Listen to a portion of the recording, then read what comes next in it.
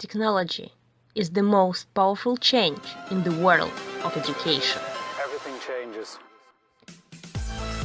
Welcome to the Emerging Technologies in Education podcast, delivered to you by Clever Books Company.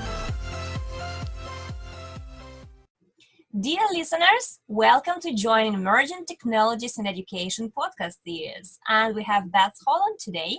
I would like to give Beth the word to introduce herself, tell what country she's coming from, and what she's doing in life. Thank you so much for having me. I'm Beth Holland. I'm coming to you from Newport, Rhode Island in the United States. And right now, last, hopefully, month of my doctoral studies, and so I've been mostly working as a doctoral candidate in the entrepreneurial leadership and education program at Johns Hopkins University here in the United States.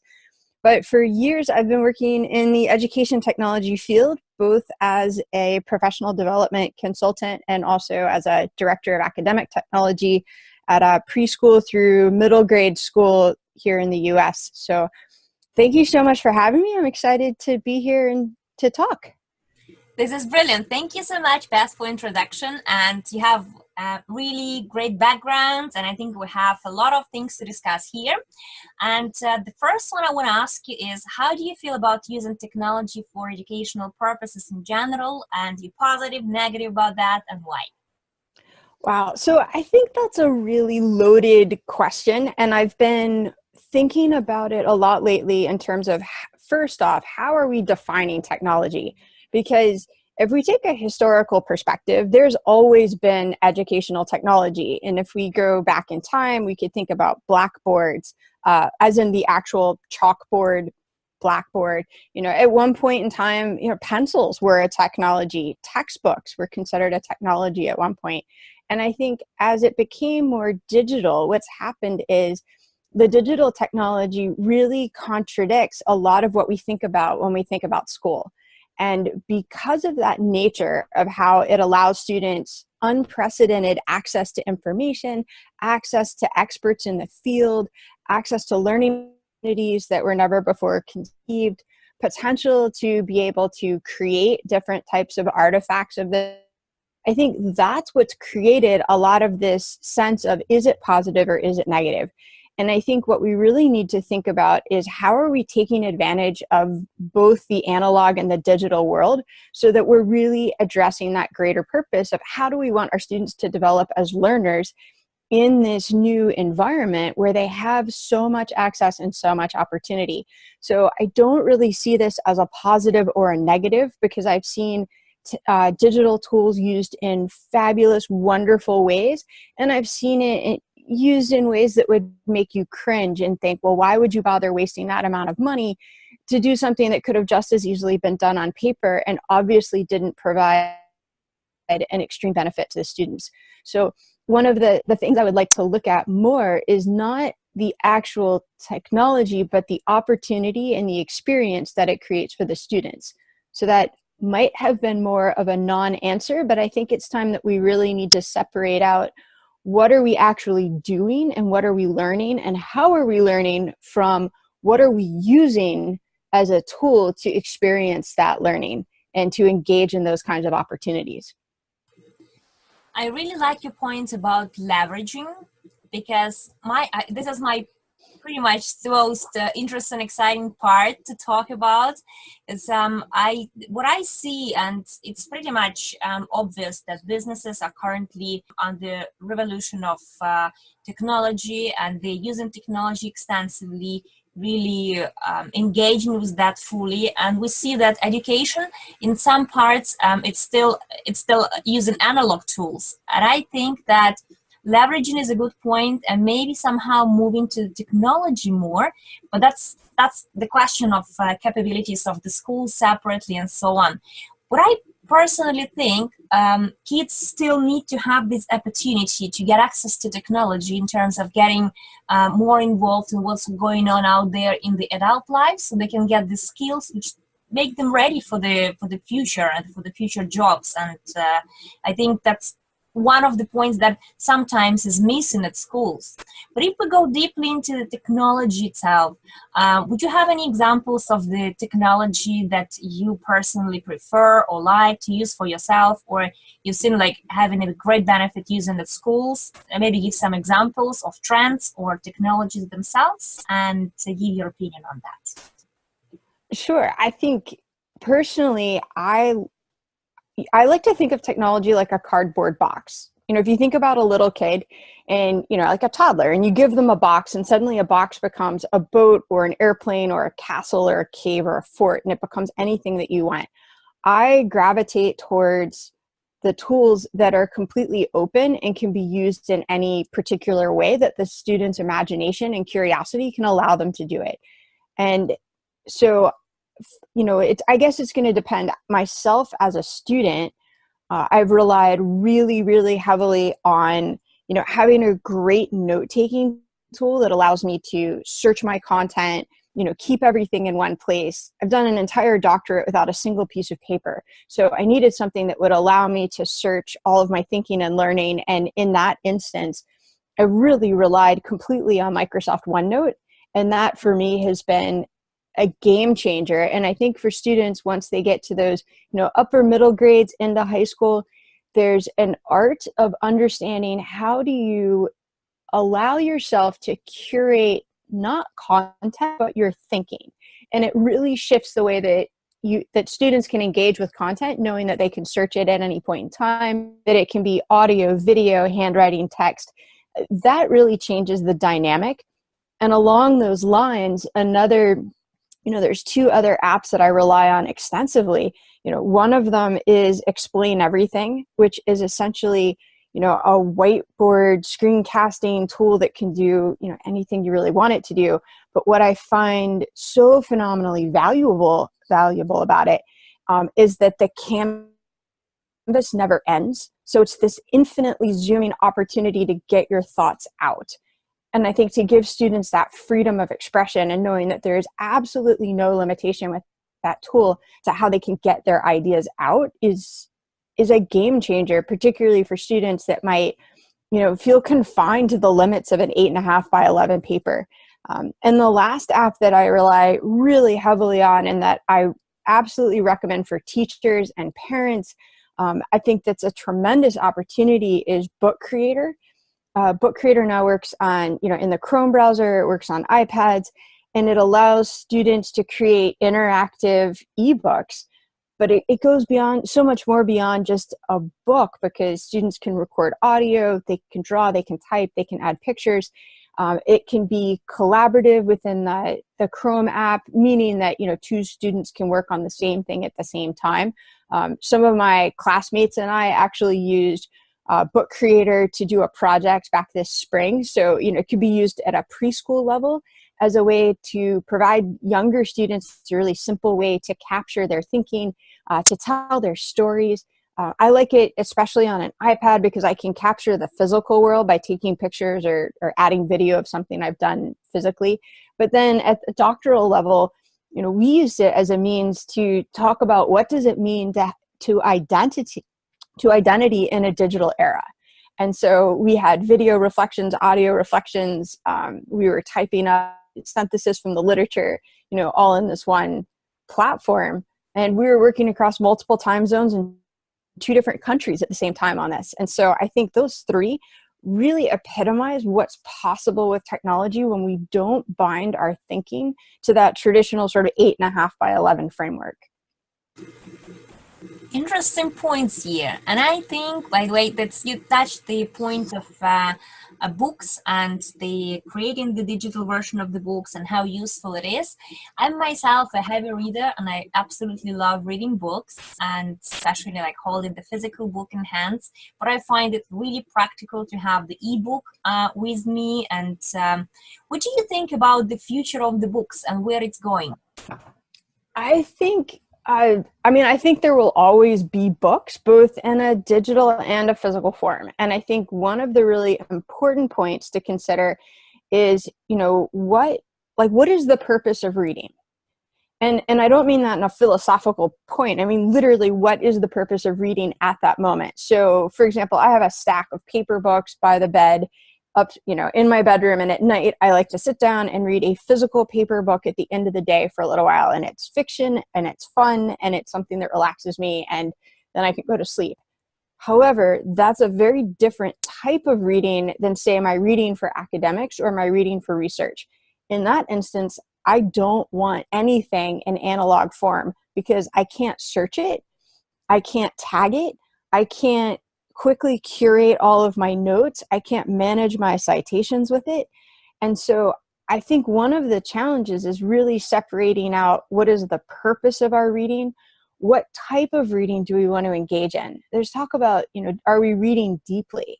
So what are the strategies that we're using? I have much better deep reading strategies digitally because of how I can take notes and margins, how I can highlight things, how I can tag things, how I can really critically analyze a text than I do in a paper version where I run out of the edges of the page to write down my notes. So I think one of the challenges with this idea of books is that we need to go back to what is the behavior that we want to see in our readers when they're engaging with the text. And that makes a really big difference before saying, well, it's one thing or another. And I think a book is a great paradigm. It's something that we can wrap our heads around. We all understand what it means to engage and experience a book. And that's, I think, one of the reasons why I gravitate towards that book creator app as well, is it gives me a paradigm that makes sense. And it makes sense when I talk to others who may not be as familiar with technology. I can say, well, it's a book and it's so much more. And so again, much like the conversation about positives and negatives of technology, I think we have to step back and say, what is our purpose? What is the experience? What is the learning we're trying to get before making a judgment based on a medium? That's so well said about the books, especially like the behavior you select in terms of using the books. And you're so right, because while working on my dissertation, I also feel that it's so necessary to search inside the document, because in the physical book, it's so difficult to do. And while enjoying the physical book, when you're reading something about, fiction and so on and so forth, like really well said. Another question I have to you, like there is a lot of trends of emerging technologies like 3D printing for education, augmented virtual reality, mixed reality. How do you think where it's all going, and is it going to be like really implemented in the schools? So I think we need to take a step back again and say, what is the environment that we're trying to create? Because I think if we approach from I'm going to use 3D printing or I'm going to use augmented reality, a lot of times it becomes a digitization of an existing practice. And, or even like with 3D printing, I've seen it almost like a widget effect. Oh, look, I made a widget. On the other hand, I've seen really thoughtful implementations when students have had an opportunity to say, wow, I really need to prototype something. I really need to create a three-dimensional manifestation of my thinking. And in that case, something like 3D printing becomes just an invaluable tool to support that thinking. I was recently having a conversation with some colleagues about the idea of this multi-dimensionality on the spectrum of virtual reality versus real reality. And I think what that really comes down to, again, is what are the kinds of learning experiences that we want our students to be able to have? Can those types of technologies allow our students to immerse themselves, say, in the tools of the profession? I was thinking at the time about a project I did with my fifth graders years and years ago, where they were studying ancient Egypt. And as a culminating event, they recreated King Tut's tomb in their classroom and turned it into a museum exhibit. And they gave tours to all the other students in the class. And they had worked in the art class to actually, make a sarcophagus, and they had made the hieroglyphic, paintings on big brown paper that spread around the classroom so that you really felt like you were going into the tomb.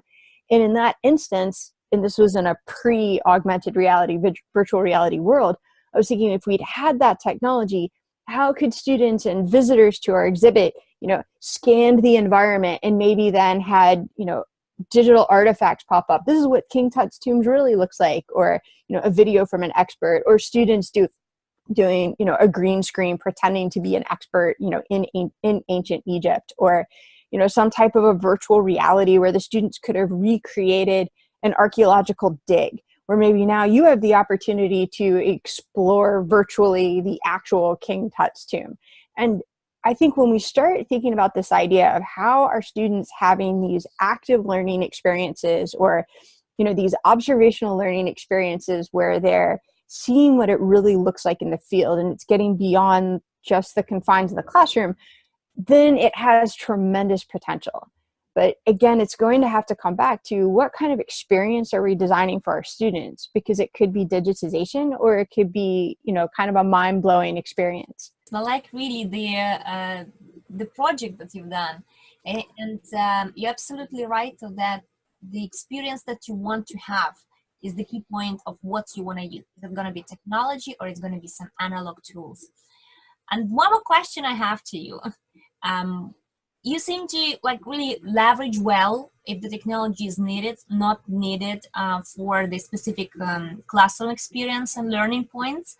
Would you say if people are absolutely against that and they push back and say, I'm going to teach the way it was 30 years ago, and I think no technology is needed in the classroom.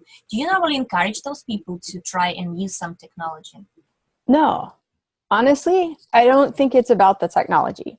I used to drive people crazy and go, no, you have to try this tool. You have to try this tool.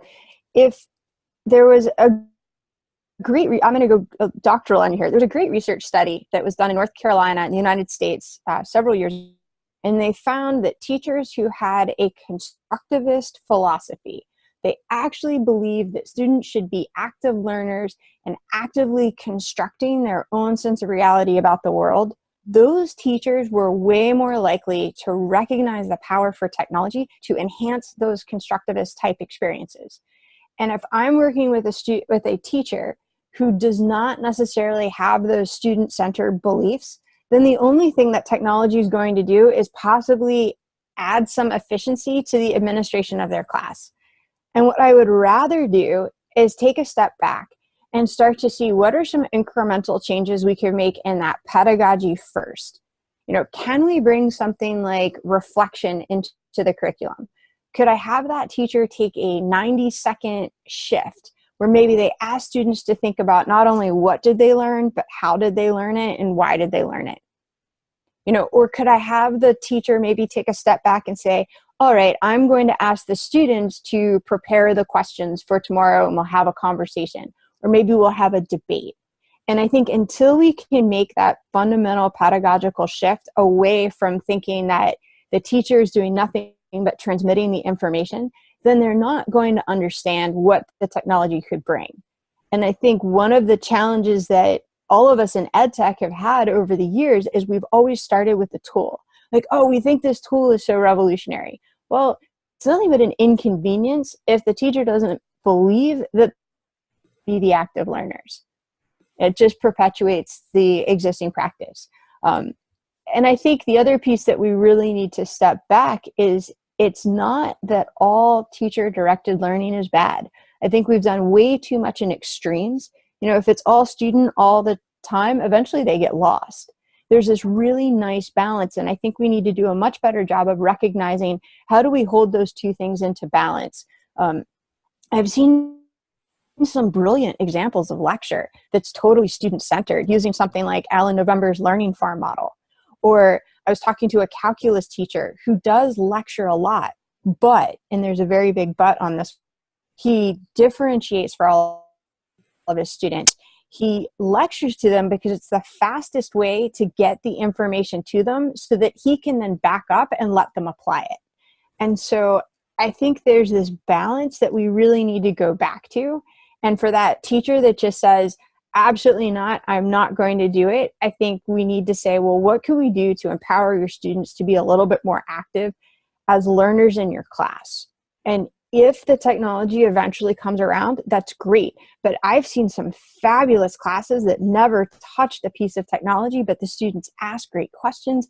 They were totally engaged in conversation. They were collaborating. They were reflecting. And I think we really need to, again, step back and say, what is the learning experience that we know is of value to our students to help them develop as, really excellent critical and creative thinkers versus what does some piece of technology do? That may not have been what you were looking for, but I really come around to this idea that I think we need to stop pushing technology and start pushing pedagogy. I am looking for great ideas and inputs, and yours was exactly that one. I want to add that at the end of the day, no matter if it's technology or not technology in the classroom, it is a teacher who's the main facilitator and driver of the whole teaching learning process. And the more knowledgeable and exciting the lectures are, the better for the students. And here, like in the brainstorming, reflection and discussion, collaboration, the best ideas are always born. And I think that's the main important thing, that kids are educated at the level they need to be, and they get the information they need to have, and also they are happy with the delivery of the material. So I think that's one of the most important things, and teacher will always be the driver. I would like to thank you from all my heart for this great podcast. I really love the ideas of leveraging analog and technology tools, and I think it's a great point of thinking to all the educators who are listening to us right now. Thank you so much, Beth. Thank you so much for having me. This was a fun morning conversation. Everything changes.